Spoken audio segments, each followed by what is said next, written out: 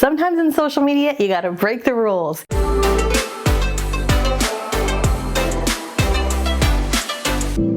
Hey everybody, Katie Lance here, and I'm so excited for our upcoming podcast. I had the opportunity recently to chat with a good friend of mine, Chelsea Peitz, who is a keynote speaker, a best-selling author. We had a great chat over on Instagram Live, and I said, you know what, we got to bring this conversation over to our podcast. So what you're about to watch is a awesome, fun conversation. There was lots of giggles, but so many great takeaways because Chelsea also has an amazing podcast, which we will link below, and she did a podcast recently about breaking the social media rules and some of the things that she does and doesn't do. As always, if you haven't yet subscribed to our channel, make sure you hit the subscribe button and the bell button as we have new episodes that come out each and every week. All right, on with the show. Well, friend, thank you for saying yes. I was listening to your podcast recently and I was like, I want to talk to Chelsea. There was a hot topic that I'm sure we'll get into. Thanks for being here. I'm excited to be here. I'm always excited to see you as one of my nearest and dearest, not just social media friends, but friends in real life too. So I love the chance to get to connect with you. And hi to everybody who's tuning in. So I wanted to chat with Chelsea because I think it was probably a week or two ago. I was like doing my thing, getting ready for the day. And part of my routine is I love to listen to podcasts, and I love Chelsea's podcast. If you don't subscribe to her podcast, check it out. And what caught my eye is she was doing a podcast about breaking the rules of social media. So I was like, well, I got to listen to this. And I thought it was so good. You talked about just all the things that you really believe in, you know, as far as like how you do things and how you don't necessarily like have to quote unquote go by the rules of what other people say and stuff. So I would love if you're open to that. Like, let's kind of dive into that a little bit. Absolutely. And the funniest part is that I consider myself a total rule follower.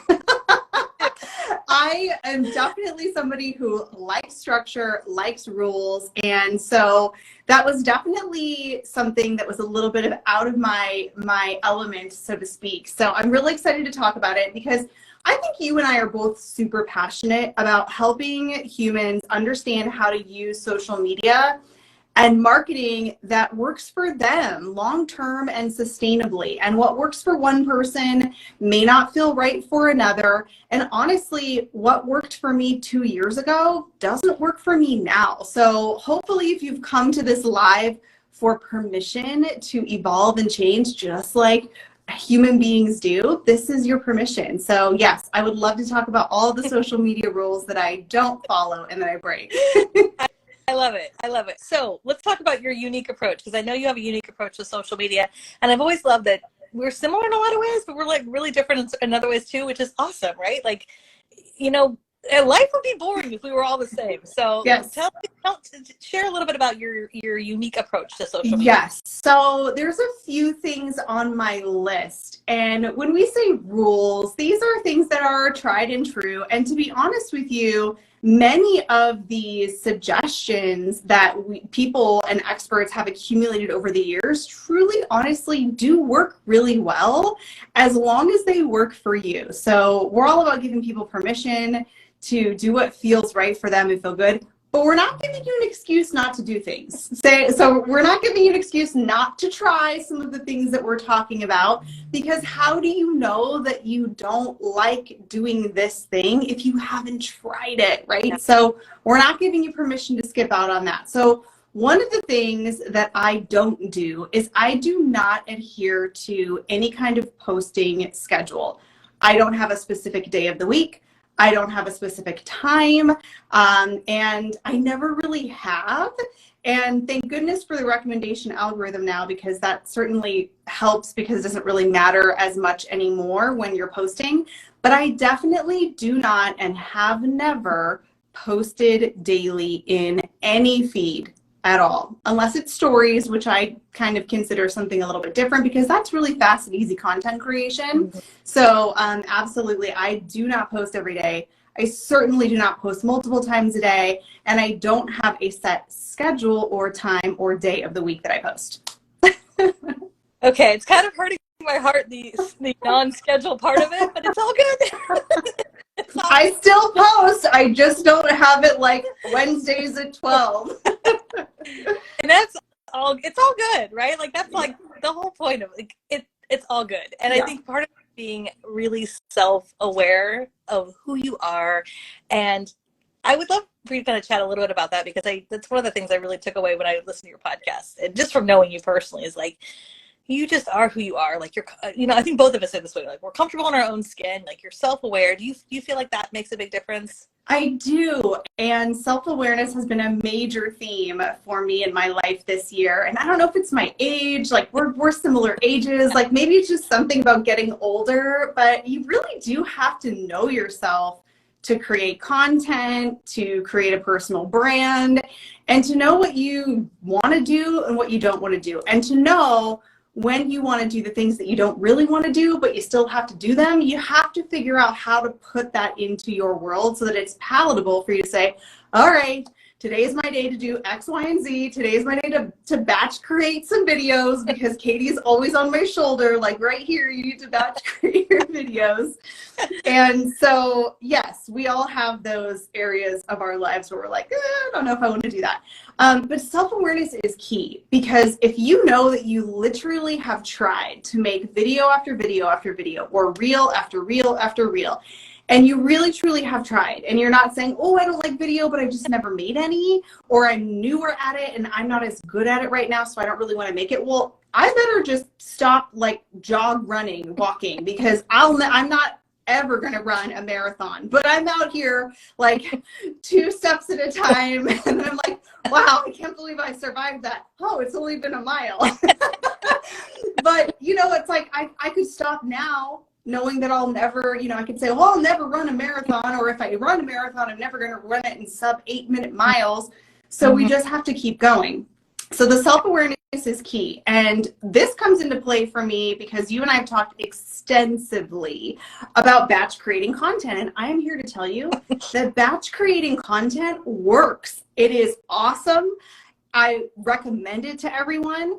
I personally know this because I have tried every kind of batching under the sun. I've tried the yearly, I've tried the monthly, I've tried the weekly, I've tried the twice a week. All of it.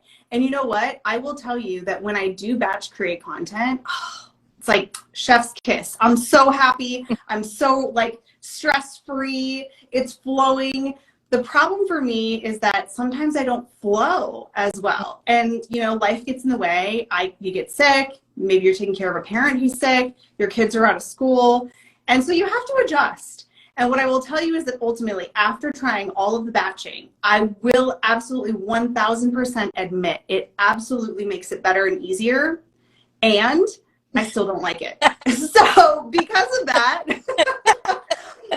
see, I've tried it. I've tried it all, right? So I only can say that with conviction because I'm self-aware. And I know that I would love to be the person that's like, oh, it's Thursday at 12 p.m. It's time to record some content. That's just not me. So I have to honor that part in me. And I find that when I push it, when I try to break out of that self-awareness is when I get frustrated. I keep re-recording. I'm like, I don't like this. And so a lot of times, even though I know that ultimately batching would be really helpful, or some of these other things that we're talking about, it does impact the quality, I think, of my output. But yes, I see Linda says she has to get inspired. Me too. And I find the one thing that Katie always talks about is, keeping that list of ideas. And sometimes when I write down the list of ideas, and I just have that, it frees my mind up to have more ideas come into it. And I think it was you, Katie, were you the one who said that you don't have to just make the content on your batching days? Like, you could do research, yeah. You could have that time, you could make it look a little different. It doesn't have to be the same kind of day batching content that Katie has, where she might film 4 videos and maybe edits those 4 videos. Maybe she's like, the only capacity that I have today is to do some serious research, or to pick out 3 different, topics from my research. And maybe you don't record any of them. So you can still tweak a little bit according to your level of, desire, ability, but also, we're saying that you have to do it, right? You can't say, well, it's just me. I'm self-awareness. I just don't feel like doing anything. Yeah. Yeah, and I love that. I mean, I know you and I have talked about batching often over the years, and yeah, I mean, as much as I do believe in it for myself, and I do think it's helpful for a lot of people, I know it's not for everyone, and not everyone works the same way, right? And so you have to, I think you do have to try different ways of doing things and making sure you're not falling into an excuse, right? But actually like going, okay, well, that strategy doesn't work, like, but what strategy would work, you know, and work. And Yeah. like your point, you know, I don't do all of it on my batching days, you know, because for me, my mindset of like creating is much different than my mindset of editing, right? Or my mindset of writing captions. Like that could be a whole nother like hour I spend writing captions or searching hashtags. So I've really realized over the years that it's like different parts of my brains do things. And I also give myself grace because honestly, there are days where I'm like, I'm not feeling it today. So I always try to give myself a little bit of a buffer. I'm having that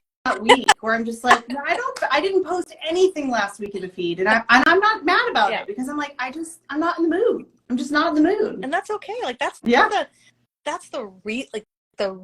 hate to say authenticity because it's such a buzzword, but like it is the realness of it, right? It's just being true to who you are, you know? Yeah, I agree. It's we're giving you permission. This is all about permission to break the rules and make the rules. And I was, you know, I had a stomach bug this last weekend, and I keep telling myself, I'm like, oh, I think I'm just recovering for that. And my husband's like, just, do you need to be recovering for that? Just take some days off. Yeah.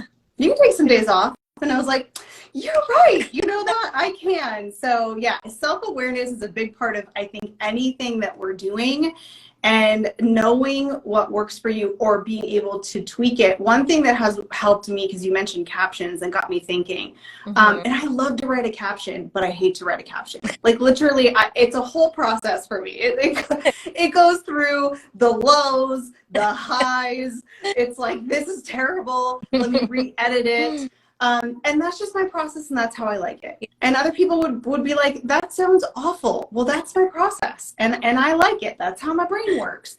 But the caption thing, one little tiny trick that has helped me, and I don't know where I've been and why I didn't think about this before, but I now write all of my captions on the Notes app in my phone, and I happen to have a compatible Mac, so I can type it on my laptop. But what's really cool is I wasn't saving all of them in one place before. And you and I are big on recycle an older idea. Yeah. And since I've been doing that for years now, I can go right into my notes and type in a couple of words like recommendation algorithm or camera confidence. And I can find 4 or 5 or 6 captions that I wrote once upon a time that I can just, you know, tweak a little bit or take one from here and one from there. I was like, where have I been? This is like the smartest thing I've ever done. I love that. I do that, but I do that on Google Docs, but same idea. You know, See, I'm just.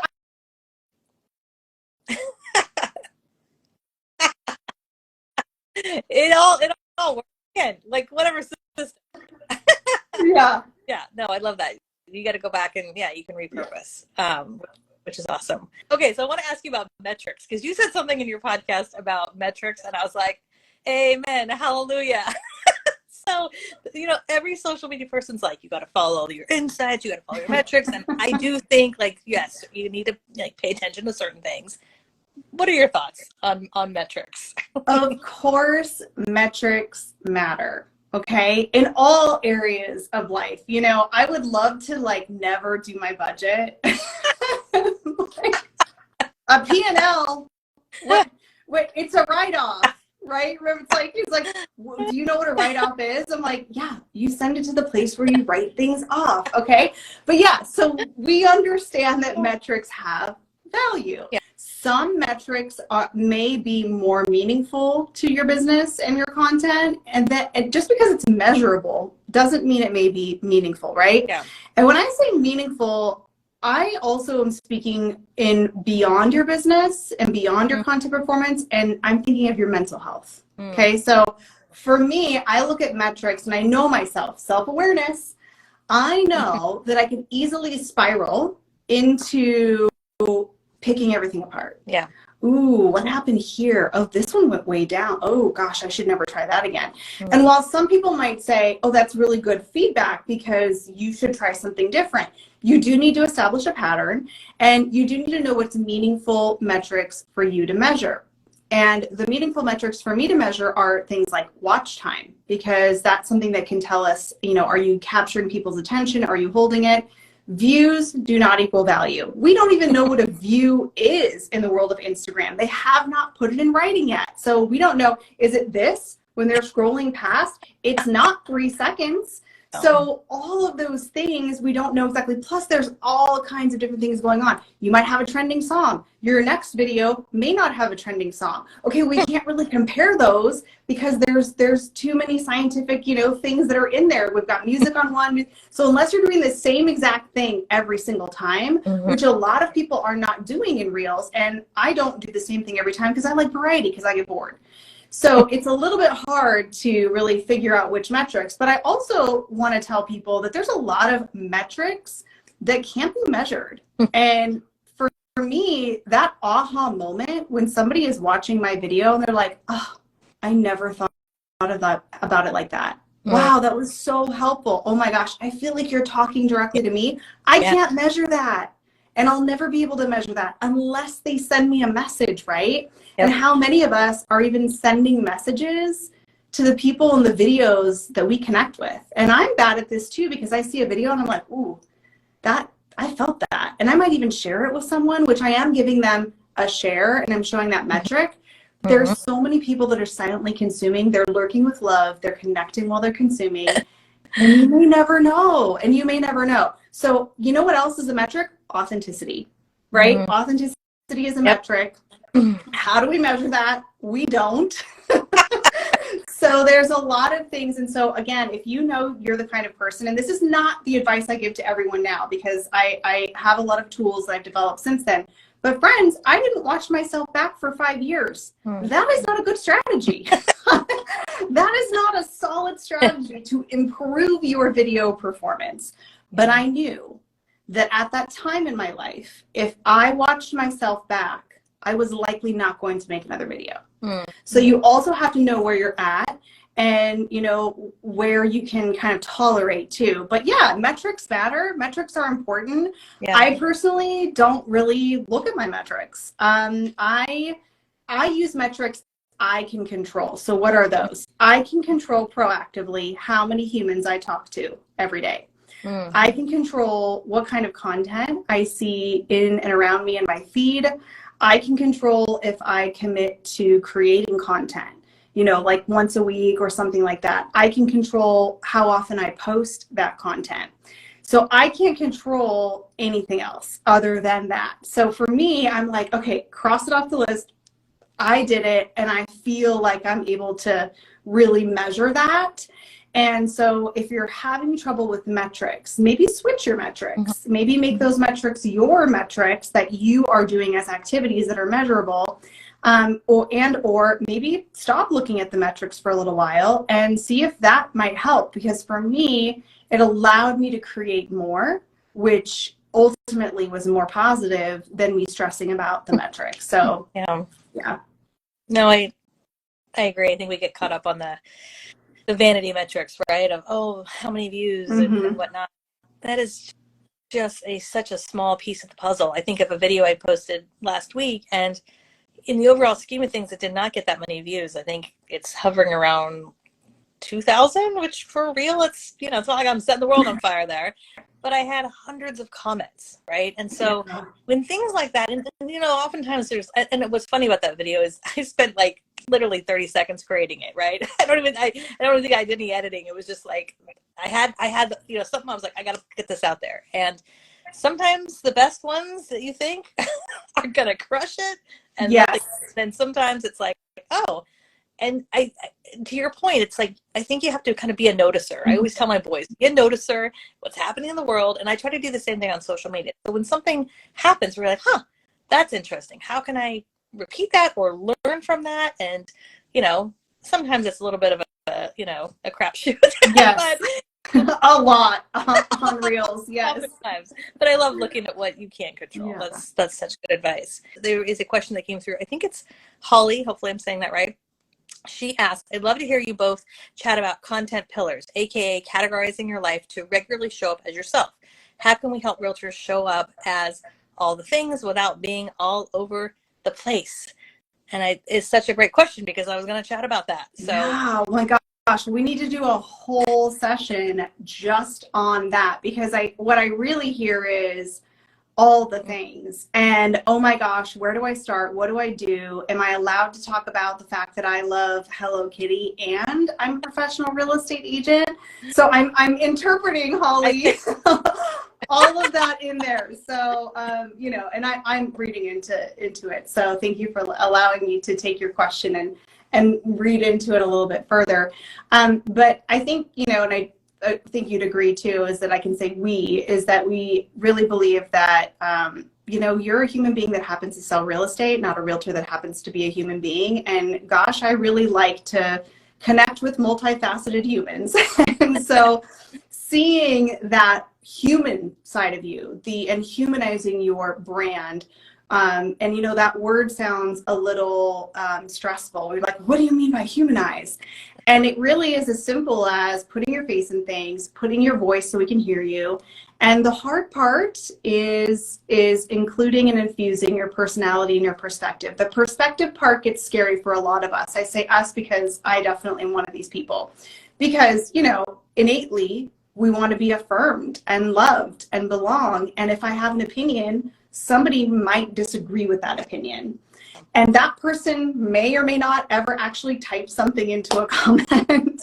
And that's where we get caught up on having a personality and a perspective.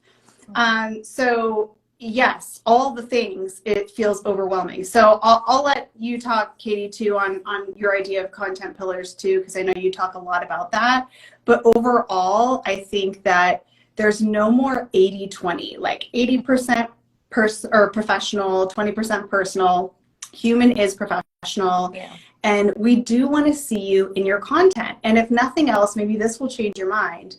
With the recommendation algorithm, now you're seeing about, I'm guessing on this number, but I think it's 45% plus. I know for sure they put in writing 40%, but I think it's higher now. So it might even be 50% of the content that you are being shown in your feed, in your main feed, that people that you're following.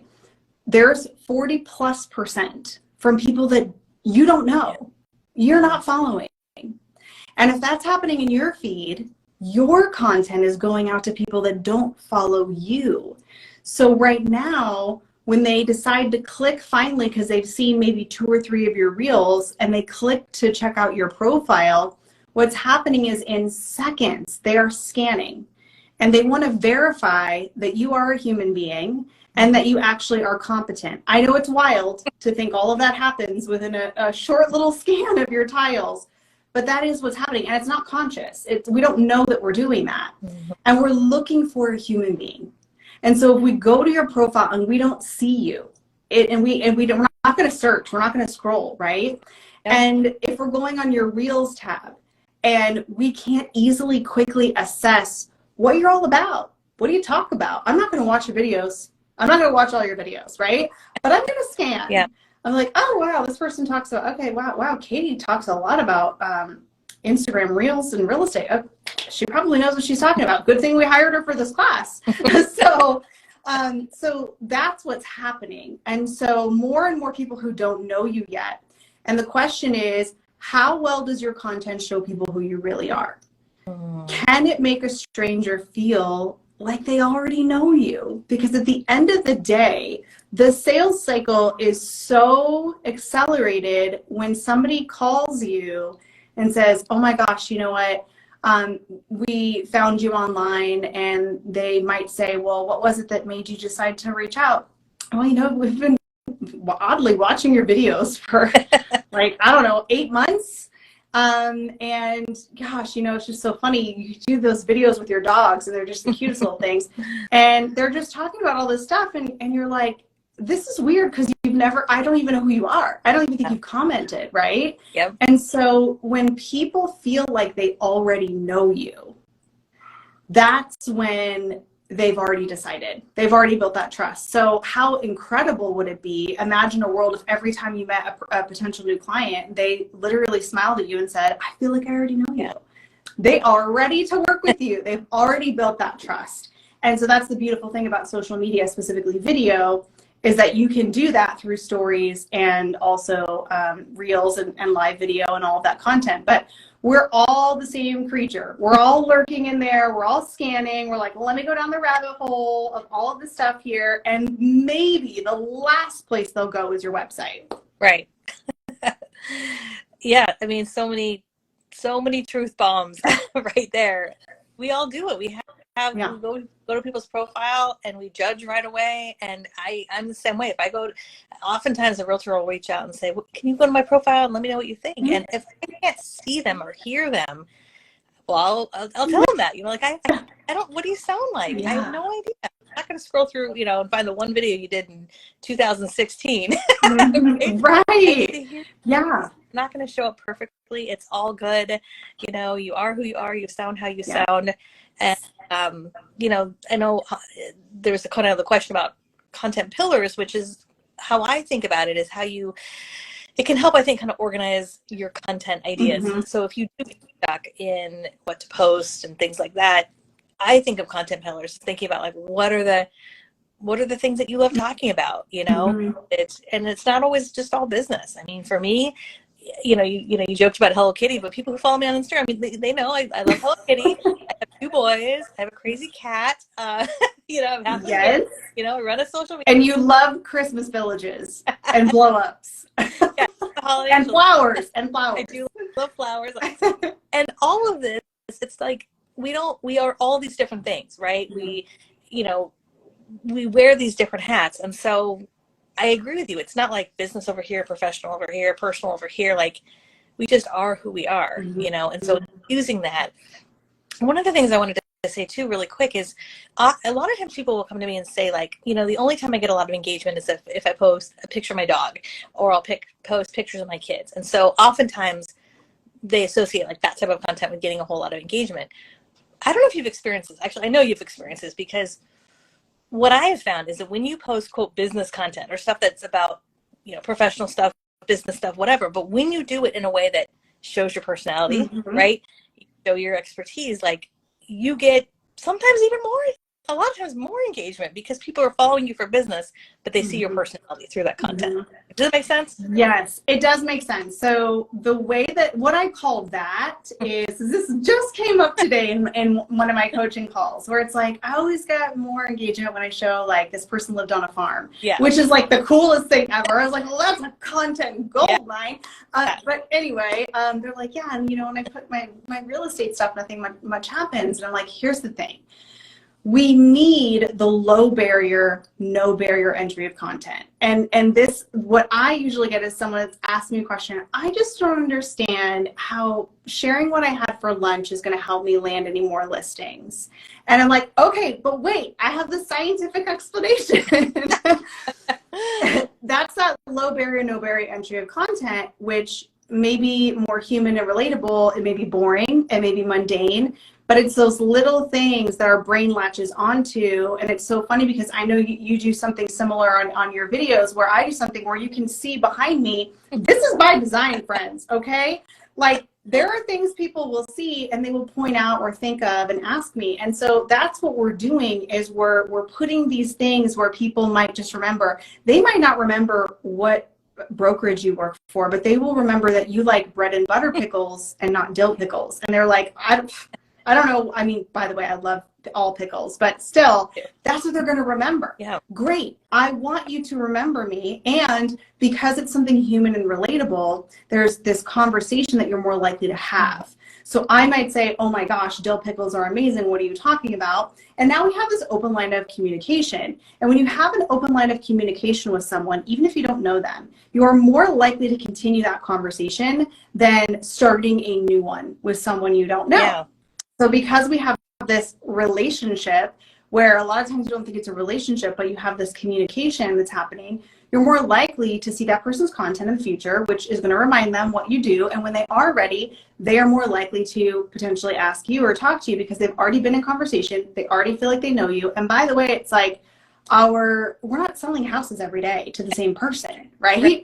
So we have a much longer sales cycle and how we're showing up. And then what happens, friends, is if you help that person find their dream home, oh my gosh, amazing. They're so happy. And of course, they will refer you to other people, but they no longer care about your listings. Yeah. Because you just helped them find the best house on the planet, okay? So how are you going to stay connected with those humans if you don't have that element? And so for content pillars, I don't know if I'd call these pillars, but I think of it in terms of people want to learn about you, people want to learn from you, and people want to learn with you. And the with you part, people are always like, wait, what? I don't know what that means. Okay, the with me part means they want to be on the journey with you. So we already know you're going to teach people things, educational content. That's the learn from. Learn about, we get that. Like, you're going to show us your human side. But the learn with is this like beautiful little magical piece. And I think this happens mostly in stories, but it can happen in other places, that you can have what I call a shared experience with someone. And you can go on their journey to buying their first house, to being a first-time Airbnb investor, to their first keynote on a stage, to writing their first book, whatever it is, because you're kind of sharing those behind the scenes. And people are going to follow along that journey and kind of feel like they're in it with you. And oh my gosh, they can actually talk to you and you can talk back, which is wild, right? So there's very few things that allow for that shared experience to take place. And so I think if you can think of content, does this teach someone about me? Does this teach someone something? Can they learn from me? And or is this a possibility that I can share a journey? Because a lot of us have struggles, me included, with finding stories that we feel are worthy of telling because we feel like people don't care. And, you know, the story, honestly, I mean, you're the brand, you're the niche, you're the story. And people are interested, and they may not be sending you a comment every time, but they're watching. Yeah. And you might say something one day about your journey that literally has nothing to do with it they've ever been interested in. And they might say, oh, tell me more about that. Or that was really cool. So yeah, so those are kind of my content pillars. Learn about you, learn from you, and learn with you. That's great. That's such a good tip. And speaking of tips, I just realized on an Instagram Live, you could hit a button. I was going to say, how did you do that? I was like, I don't want to ask because I should probably know that. But I was like, wait, did you just pin something? I did. So we're professionals. Don't worry. We know what we're doing. Oh my gosh. There's a little question. There's a little icon that says there's a question. When people ask a question, you can tap it and it goes on the screen. And I was tapping it because I saw another question. Okay, so we're going to answer probably just one more because we want to be, you know, we could probably talk for another 3 hours. But God, we could go for hours. We could go for hours. All right, so I'm going to see if I can tap this one. Oh my gosh, there we go. Look at that. Okay, so we've got Golden Johnny, which is my good friend, Steve Reese. And so he asked, what are your thoughts about trending music and tracks versus your... This question, especially since we're kind of, to bring it back to the beginning of like breaking the rules a little bit. I know. Okay. So Steve, I love this question. Thank you for submitting it. So I will tell you, I just recently made a video and I was like, I don't know, should I just put a trending song in the background? Like, it's going to get more views. And I was like, now. Come on now. So listen, I hate that Instagram does this, but they absolutely will give you more numbers. What do those numbers mean? Probably nothing. But they will give you more numbers or metrics, if you will, if you're using a trending song. And they specifically are telling people to use a trending song. Yeah. Now, do we know why? Here's the thing. We don't know why. Because Adam hasn't come on and said, well, we have a deal with this music place. So, you know, if we do that, or maybe not, maybe they're like, listen, we want people to actually use the buttons and create inside of the app. So we have no idea truly why they're telling people to use music other than they are telling people to use music. And if you use music, you will get higher views and such. Yeah. I think music is fine and cool if it's going to add to the cinematic value or the emotions of your video. And you should absolutely use and have fun with sound, songs, trending audio. My tips though, if you're going to use music, number one, not everybody has their volume on the same volume you do. So if you're talking, ultimately we want to hear you. And I'm neurodivergent, so I have difficulty concentrating if I hear music that's too loud, and I will skip on to another video. So when I add my music, and I'm like on a scale of 1 to 100, I bring the music down to like 4. I know that's shocking to some people, but it's very low.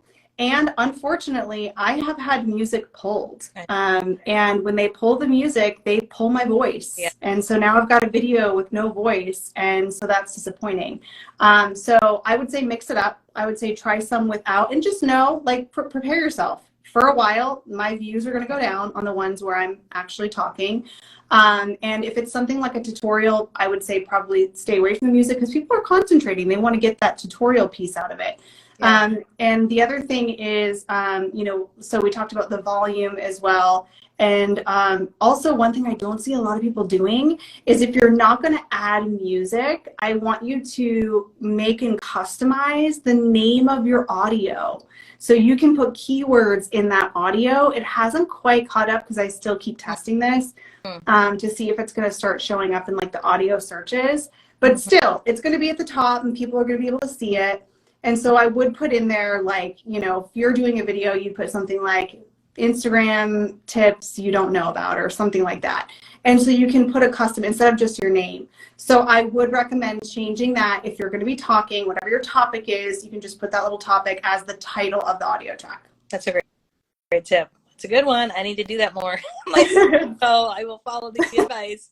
That's great. And I've had videos muted too. So my rule, just to answer your question, Steve, is if I'm talking and teaching something, most of the time I don't add music, because I have had my music, you know, flagged or whatever. You'll get like this message that says this is not approved, which is annoying. But so my rule to myself is basically, if I'm like to camera and I'm talking, I generally don't do music. The only time I really add music is when I'm not on camera, and I do a fair amount of what I call them faceless videos, which I think is fine, you know, where you're around, maybe you're doing B-roll, maybe you're teaching something on the screen, you've got text on the screen, and that's, I think, really fun to add a piece of trending music. It's not all my videos. I don't think it should be anyone's like complete video library. Like you said, Chelsea, I want to see your face. I want to hear what you sound like, but it's good to have a little bit of a variety. Yeah, and if nothing else, because like I said, I get bored.